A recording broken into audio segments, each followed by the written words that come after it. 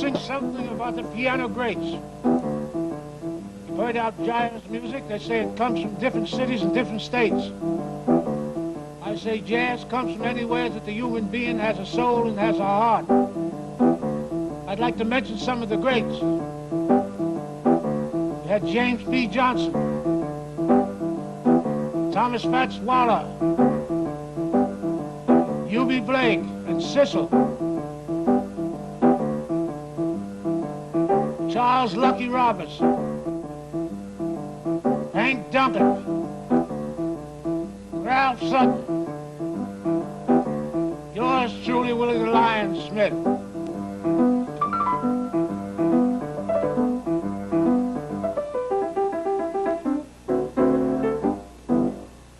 There it is. Now I should like to segue from this tune into something more brighter, entitled Finger Buster. Are you there, Lion? Ready, up the tempo.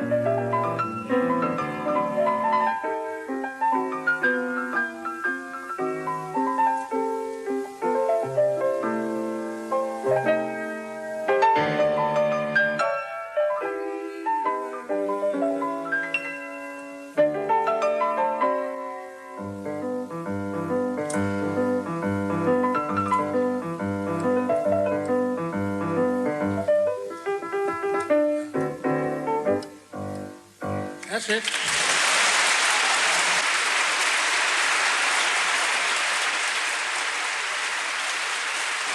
Eins für drei, eins für zwei.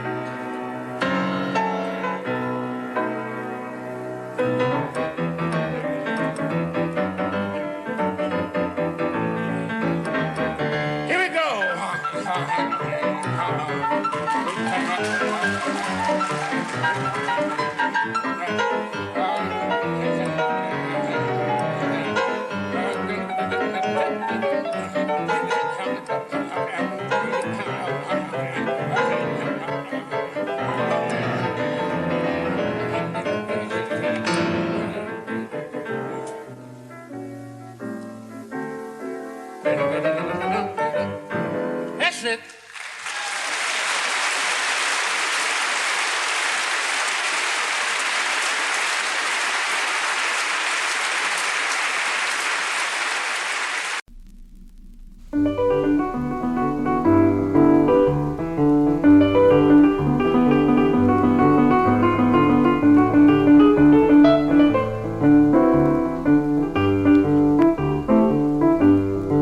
Well, here we are again on a new vein. I know you've heard of that famous number entitled Tea for Two from the musical comedy No No Nanette. The last 25 years I heard Tea for Two played Well, I would say very simple. So I decided in 1929, while I was working in Pods and Jerry's, crossing the Nest, 135th Street, and also 133rd Street, that I would beautify Tea for Two. In fact, they all used to come up there and listen to me play in the mornings. Guys like Howard Dietz, George Raff,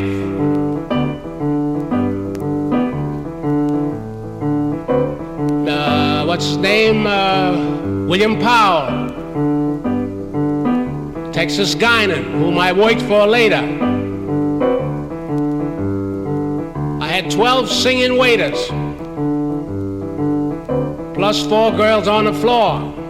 Each one had to sing, play, talk, and dance.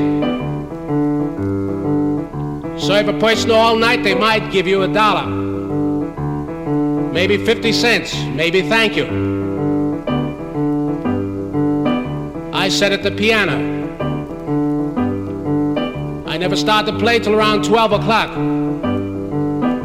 Everybody thought I was just hired there as an ordinary pianist, but I got 20% of the place. It's called Pods and Jerry's. And I got 50% of everything that the girls made and the waiters on the floor, and kept what I made for myself. So, you know, I had a nice bundle from 9 till 12 the next day sometimes. In the old days, they had a habit when the girls used to sing. This Roberta, who sings now on the records, this lady, she reminds me of those, using a handkerchief. A man would hand them a $10 bill.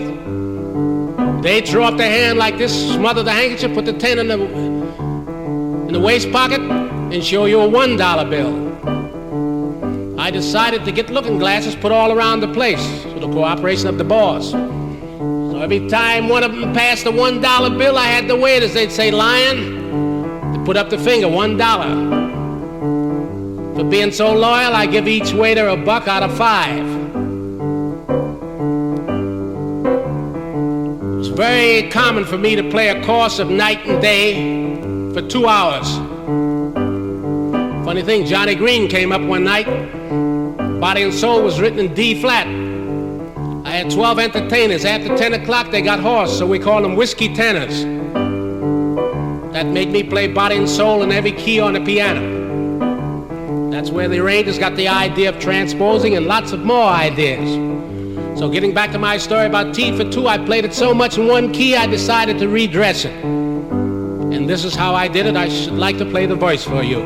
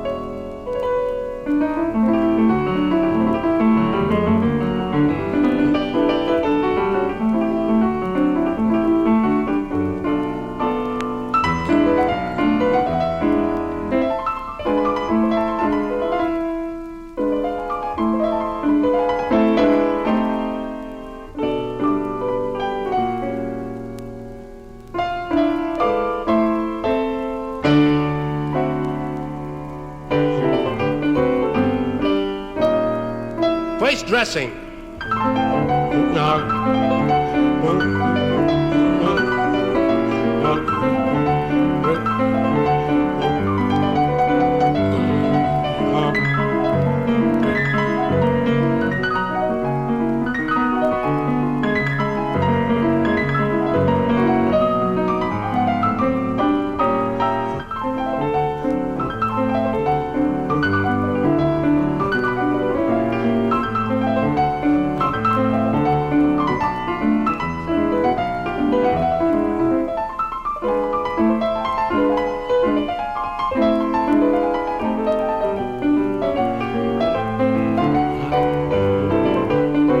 Changing apartments. Next floor. Here we go.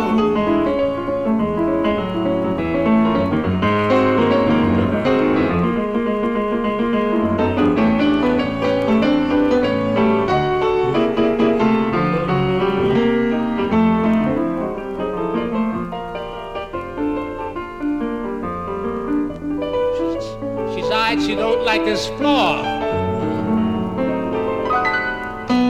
10th floor.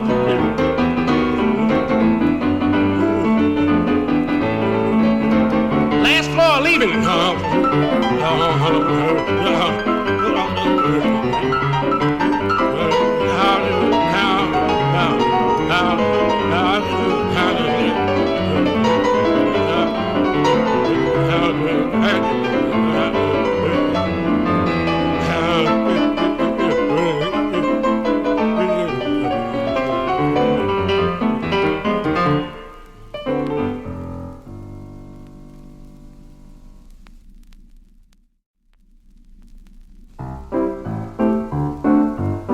Back to where I started, but this time's a different view. Each time I go deeper and deeper. Way back as far as you can talk. This time I'm talking about that fabulous Scott Joplin. He's the writer of the Maple Leaf Rag, one of the many things that he wrote. His wife's name was Lottie Joplin. Had she lived, she would have been about, I guess, 82 years old. Very spry. Lived at 212 West 138th Street, had the whole house. It was a common occurrence to step in there at 6 o'clock in the morning, see guys like Art Tatum, Thomas Fats Waller, Willie the Lion, James P. Johnson, U.B. Blake, and numerous others, Wilbur Sweatman. All night I can talk about them. Valeta Snow, Jackie Mabley, they all owe Jop room rent yet. Bless her heart. Getting back to the Maple Leaf. The people call the era we're playing in today, they call it swing, modern, bop. We call it gut bucket, in the alley, the latest rendition, ragtime.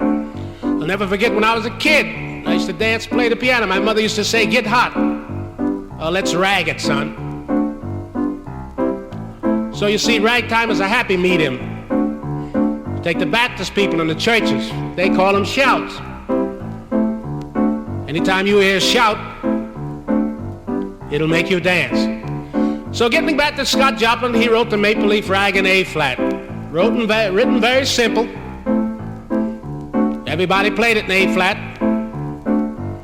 I'm gonna play it in A-flat after I tell you about the music he had stored away. Before Miss Joplin died, I was down in the cellar, and I'll bet she had about a whole cellar full of manuscripts, modern things by Scott Joplin. You'd be surprised, classical things, operatic strains. So you see, in speaking of jazz, never play a jazz musician cheap, because usually the good ones, they all studied classics. Most of them today are digging in the operas. That goes for me too. So I'd like to play you a couple of strains of this Maple Leaf Rag. Give you an idea. I'll play it like I play it now, then I'll play it like Mr. Joplin wrote it. In other words, they say, reduce it to its lowest common denominator, right? From the sublime to the ridiculous. Let's get with it.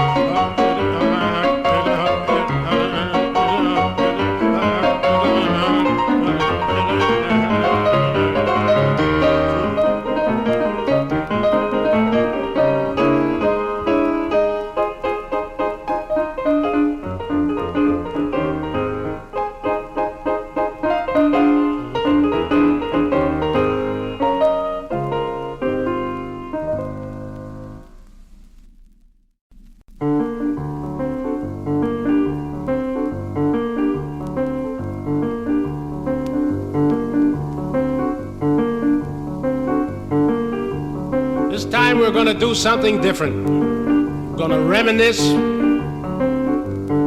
way back in a different era. You've heard of people that's written lots of dances. They've had different names, different titles, come from different cities. It was a dance we call a Charleston. It was written by my buddy James P. Johnson, whom we call the Brute. Also, Thomas Fats Waller was my buddy. I named him Filthy. Yours truly, they call me Willie the Lion.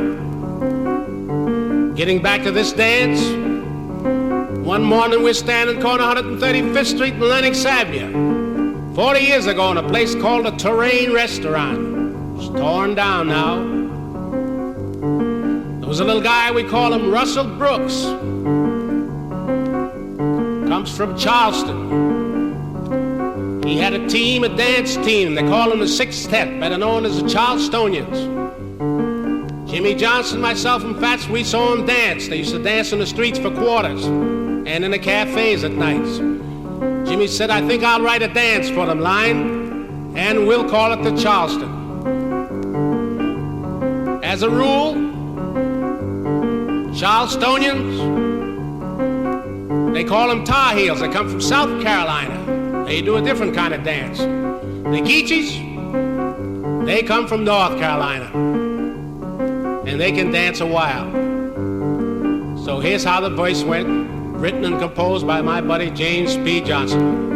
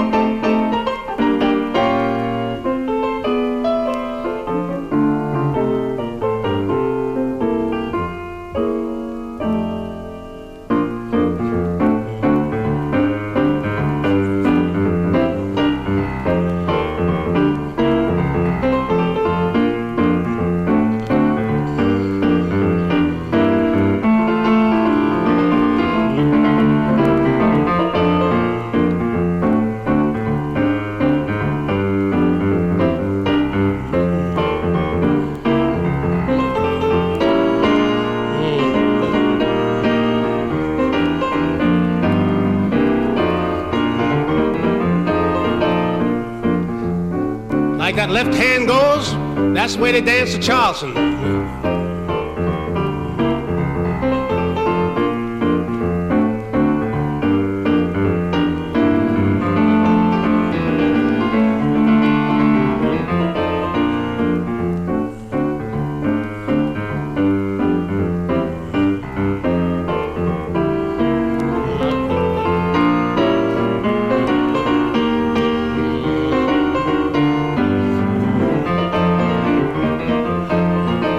Smooth out.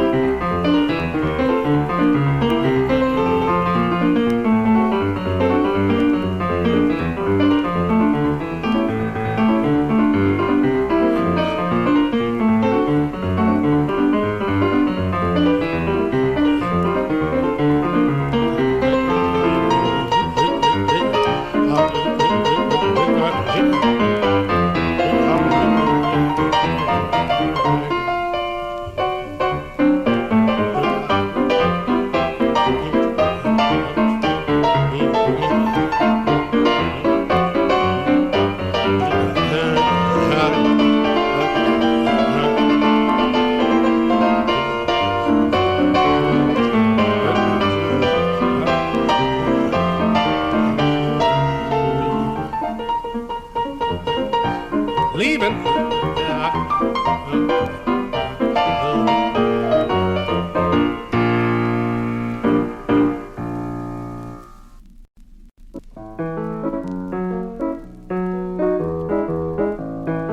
You've heard of the boogie woogie? Cut back a figure? The blues?